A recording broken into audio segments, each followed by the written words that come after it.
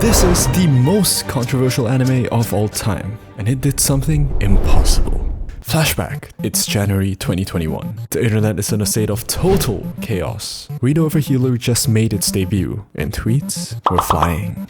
This anime was bad. In fact, quick disclaimer, this video will cover very explicit themes. If you're not comfortable with the topics of, let's see here, extreme violence, cannibalism, slavery, torture, misogyny, incest, and rape, then please, click away now. I totally understand.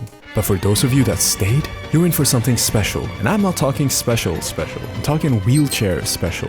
The show was huge. It smashed the record for most light novel sales in Germany, had 8 out of the top 10 best-selling manga spots on Amazon, and gathered close to 500,000 fans on now. That's just slightly less than the former #1 anime of all time. Usually, when shows of this size have even a peep of controversy in them, it sparks massive outrage. Remember Goblin Slayer? So forgive my ignorance in assuming that Redo of a Healer, of all shows, would have at least caught some flack. But no. I've scoured the trenches of the internet, sifted through the most vile and disgusting sites, looking for haters, only to come back empty-handed time and time again. Goblin Slayer gets global press coverage while Redo of a Healer gets away scot-free? No shot. There's something else going on here, and I'm going to show you exactly what that is.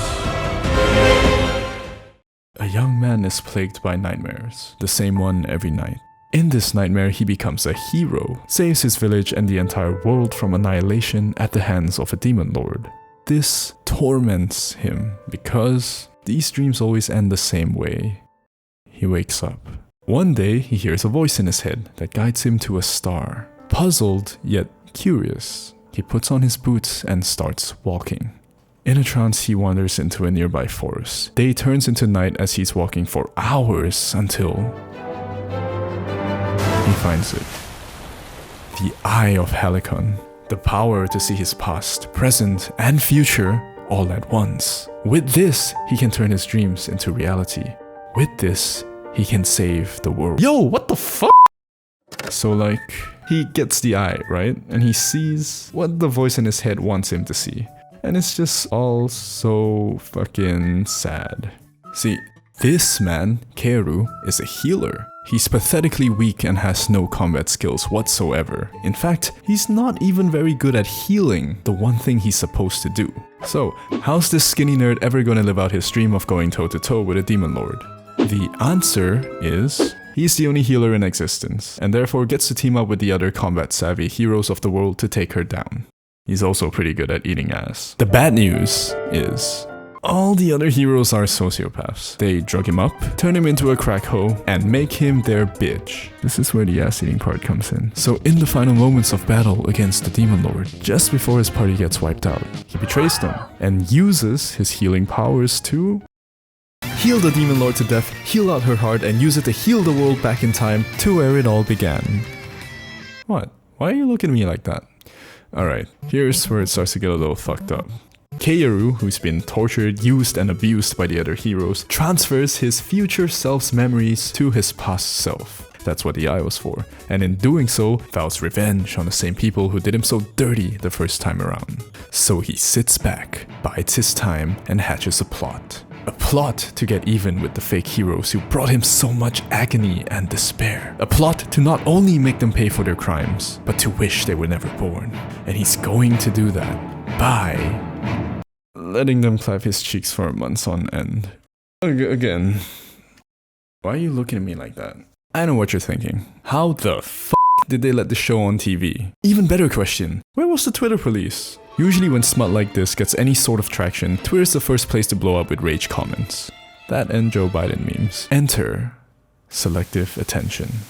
Selective attention's a psychological effect that's gotten very popular recently. If you've been on the internet for any period of time, you would have seen this video floating around.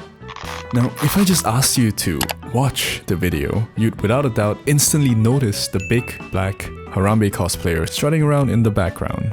But with just one sentence, I can make up to half the people watching completely miss him. The sentence?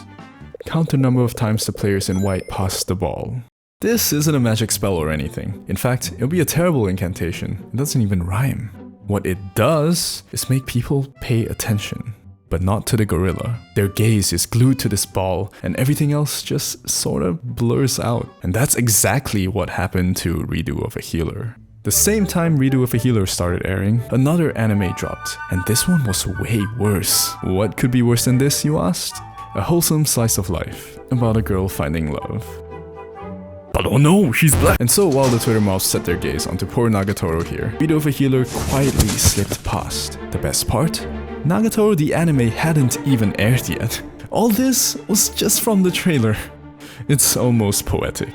In Redo of a Healer, Kaoru gets turned into a butt monkey, but because nobody ever paid him any attention, they didn't notice when he pulled up his pants and booted up a Game Shark, leading to their downfall. Similarly, the series itself flew under the radar of the omniscient Twitter mob and went on to terrorize the world as Germany's #1 best-selling light novel.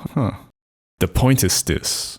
We don't often realize it, but where we direct our attention can have serious consequences. At a stoplight, on a mountain, or even just sitting at home. You looking at one thing means you're not looking at others. So put down your phone and focus on something bigger.